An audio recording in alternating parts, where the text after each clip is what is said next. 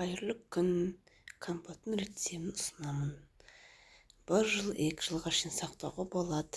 Мен мына жартысын ғана түсірдім, 12 банка. Черешнямен немен рецепт өте пайдалы болады деп ойлаймын. Банкілерді жақсылап жуып алдым. Одан кейін мантываркаға стерилизовать етіп алдым. Одан міне черешня, абрикос, сливаны жақсылап жудым, суға 2 сағатқа салып қойдым. Банкілерге салдым, масарти қылып. Соң осылай 1 стаканнан қант салдым. 200 грамм қант болады сонда. 12 банкаға 1,5 килограмм слива, абрикос кетті. Черешнеден 1 килограмм болды. Осылайынан қанттарды салдым, осындай стаканмен.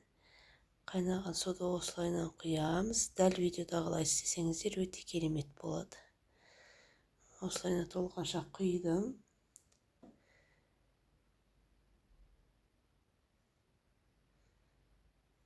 Крышканы да стерилизовать етіп алдым.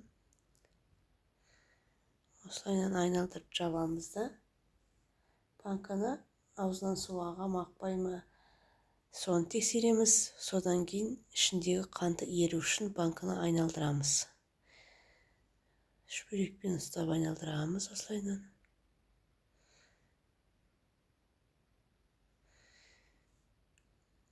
Видеоны соңына шейін көріп, лайк басып, комментарий жаза кетіңіздер. Каналыма тіркеле кетіңіздер. Міне осындай әдемі болып шықты.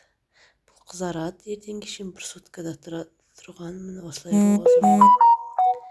Сосын кейін 1 суткадан кейін осылай басын көтеріп қоямыз. Осылайынан 1 сутка осылай төңкеріп тұрады.